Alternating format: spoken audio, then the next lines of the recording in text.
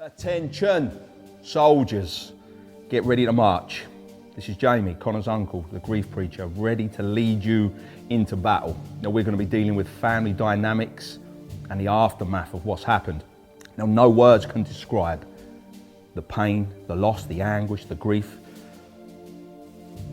Your world has now changed forever. There's no going back. There's no going back. I want to tell you about the hospital story. I want to tell you about the moment that my life changed forever. 1:30, Sunday, the 15th of April.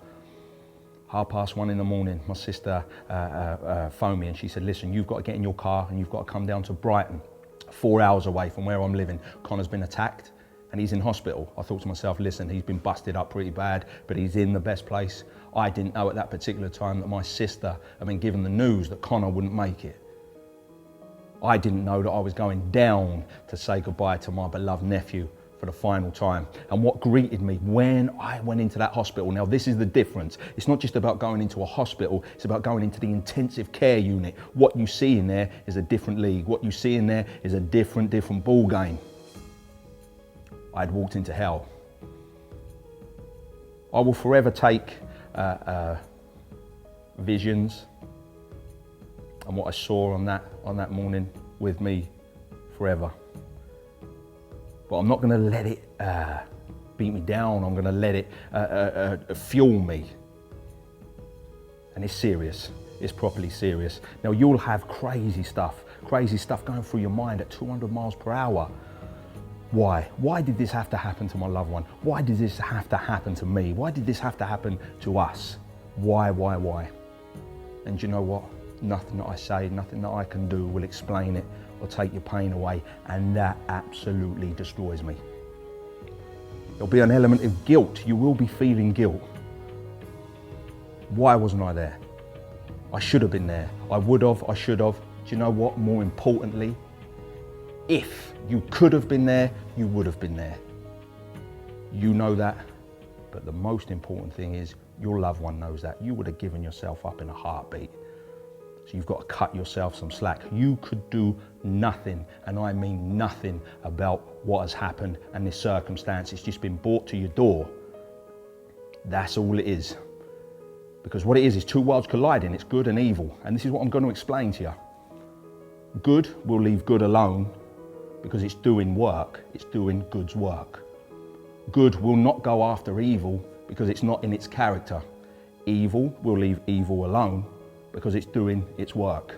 But evil will go after good because it's just in its character. That's why the best ones are taken. So when you realize that your one, your loved one, your family member was a good one, it was just the fact that evil has come to do its work. That's all it is. Now trust me, I tell myself over and over again, why wasn't I there? Why wasn't I there to catch him? I literally lived 234 miles away from Connor.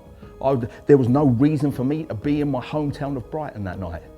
But I still say, even if he had to take that punch, why wasn't I there to catch him? So it's normal.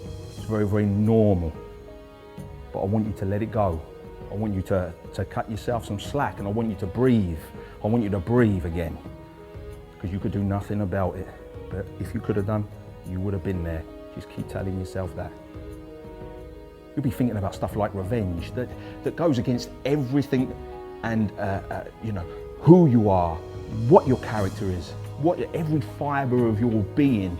It will go against it because you're not that kind of person, but you will be thinking thoughts that you shouldn't be thinking. And it goes against your normal character. Don't let it turn you into a person that you don't want to be and keep you in a place where you don't want to be. Use it to turn you into a person that you want to become and get you to where it is you want to get to. Don't let it turn you into a person that you're not. Try to let it go. It's not you, but more importantly, it's not your loved one. And that's the most important thing. You've got to strive to be like them. You don't want to be like the life taker. You don't want to stoop to their level. You want to be like your loved one. So that's what I want to say. Is revenge, yes, it will enter your mind, but don't act upon it. Choose the hard route. And that's what being a dignified person is, choosing the hard route.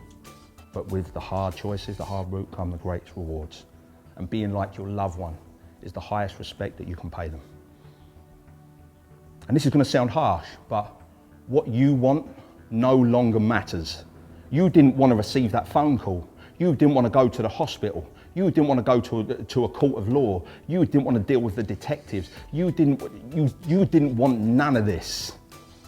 So what you want no longer matters. What you have to do now is do everything for your loved one and what they would have wanted, no matter how hard it is for you. It's got to be for them. It's all about them. What you want no longer matters. And I don't want that to sound harsh, but it is the reality. Do everything that's the hardest choice. You have to walk down the hardest road, but with that comes the greatest rewards. No matter how hard it sounds, you will do it and you will accomplish it, I promise. If you had been told this X amount of months ago or years ago, you'd have said there's no way that I would get through it, but you will. There will be times, well, every single morning you will wake up and you'll just want to pull the covers back over your head. Do you know what you've got to do? You've got to get up, you've got to get dressed, you've got to get out, and you've got to do what your loved one would want you to do. Remember I said those steps in front of each other, that's all you've got to do. Keep marching forward, because this is a game changer. Now a different game, different set of rules. Family will change, personalities will change, characters will change. Your family members, who are fun-loving people with dreams and ambitions, they all of a sudden change overnight. They feel guilty about laughing. The laughter's gone. You don't want to celebrate Christmas. You don't want to celebrate your birthdays. How mad is that? That's how much your life will change. You don't want to go to places that your loved one used to like going to because it's filled with too many memories, filled with too much pain. But you know what? You've got to do it. Go to them places.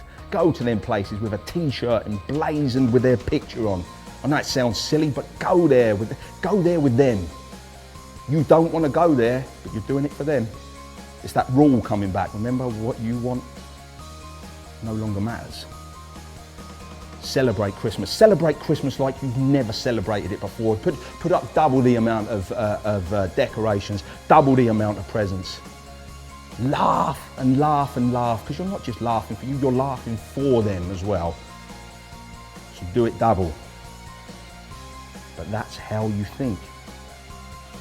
Each family member will hurt, grieve, change in a different way and to a different degree because you had your own personal relationship with your loved one.